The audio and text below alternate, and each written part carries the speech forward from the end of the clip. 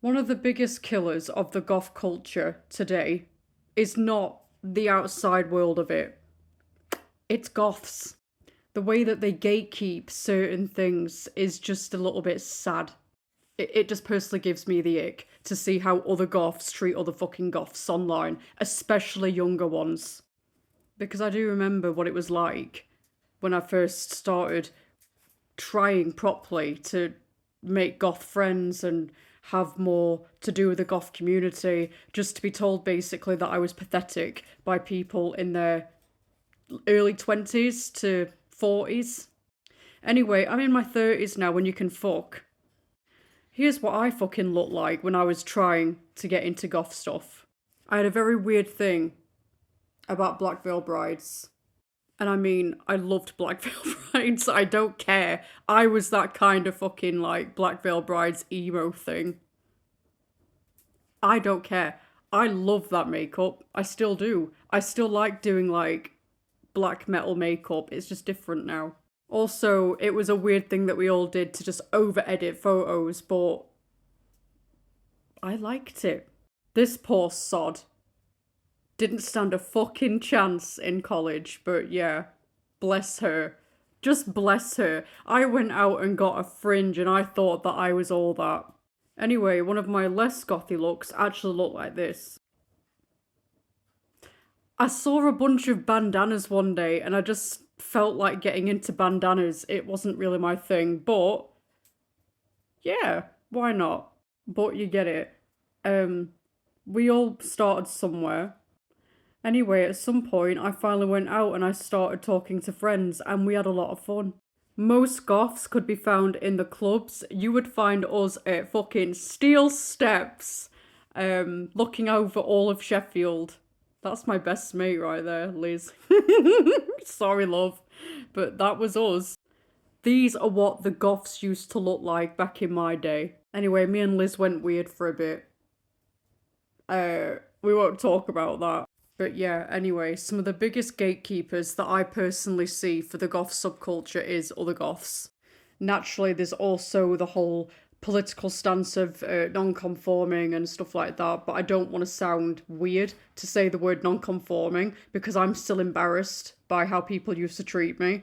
But anyway, before goth became this massive thing online, typically it was all very local. We were people that you would find at clubs or around town if he was my fucking group of people. But the fact is, again, it never used to be to such a high standard as what it is now, and I don't understand why it's changed the way that it has. Because at some point you were free to make mistakes without everyone calling you a poser. At some point, scene kids became a massive thing, especially for things like MySpace. So us millennials, for the most part, kind of ended up just kind of staying online because we got a very large presence of people looking at our social medias, etc. Whereas a lot of our older goth friends know more about what it was to be one of the older goth people because they wasn't existing just on the internet. They was existing in real life around real people. Most of those people who hated labels, to be honest. And I'm talking about people from like, oh, maybe the 70s onwards. Yeah, I guess as early as 75. I don't fucking care. Ancient pricks, that's what they are. But back in the 60s, when hippie was a very large thing, that's technically another form of goth. Because before punk, it was hippie. They gave people a lot of safety to explore their own unique styles. But another thing to take into consideration isn't just the fact that for the most part we didn't all just exist online. Not everything was a brand. And I'm really sorry to sound like that person, but that's exactly what the hell goth has turned into for me now.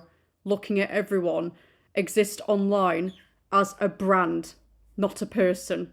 And as a result, we've got so many people now who typically promote brands having a go at other people online because of where they get their goth products from, like Shein or Temu. Like, we didn't have access at one point to charity shops that were decently priced. We were able to thrift our own looks because not everything was a brand. You had the option to actually go find things at an affordable price, and then thrift became its own fucking brand as well. Making basically everything that was accessible now inaccessible for the pricing because of a cost of living crisis and everything being branded. I think it was a form of brain rot for me to feel proud about the fact that I spent £100 on 2 items from a proper goth shop, otherwise known as Cleopatra, in Meadowhall. And I ended up with this look that I took to Whitby Goth weekend, and I felt really happy to be part of a community. Just, I love them. I love them so much. Even Whitby Goth weekend started becoming really gatekeeping and started saying things like, this event is only for goths, it's not for steampunks, it's not called steampunk weekend. Well, fucking joke to you, it is now. It's Whitby Goth weekend and steampunk weekend because, ooh, fucking shock horror, steampunk is another form of alternative attire, so it does technically belong there. Anyway, I'm going off on a tangent and it's just unhealthy. The point is, it's all getting a bit stupid now, to be honest. So what you've got now is a bunch of us, the millennials, now looking at the younger fucking goths and saying shit like, that music's not goth, that fashion's not goth, it's not this, it's not that, you're doing that wrong. Piss off! Leave them alone. Because at some point, did you not consider it's time to just grow up and stop telling people what the fuck is what? Because anyone who actually cares about history understands the part that they currently play in basically erasing it. The punks and the hippies and everyone before that did not put the work into non-conformation, to be political, to fucking make noise about shit, for you to talk to people like that. We know we talked about it before, where most of the people before the millennials were people that were all local, or you would find them in towns and clubs and stuff like that, who actually hated labels. This is why. Not just because everyone wants to be associated with a label now, but also just because of the way that labels tend to make you treat other people who don't fit into it exactly how you want them to. You know that thing? That definition of non-conforming about how you don't change yourself to fit into societal expectations and normalities, that includes your definition of it as well, by the way. We've spent enough time getting bullied for the way that we are, the way that we dress, the music that we listen to, the things that we believe, the hobbies that we have, the darker interests, whatever you want. Don't become the same thing that you had to suffer from. I think that's the only bitter thought I actually have about goths these days. The fact that we're the ones who literally got beaten to death, Sophie Lancaster specifically, were the people that had rocks thrown at us.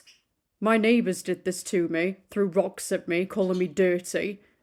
You know, we've been mistreated since day one for the sake of just wanting to be different. Why did you not learn from that experience? Sorry, I've got birds. And they've got opinions and all. Let people be. I've ranted for long enough, my friends, so I'm going to just leave it here, but just have a think about the part that you play in history, because I think it's dead embarrassing to think that you could be part of the progress, and instead you choose to somehow delay it by being a waffly little twat. So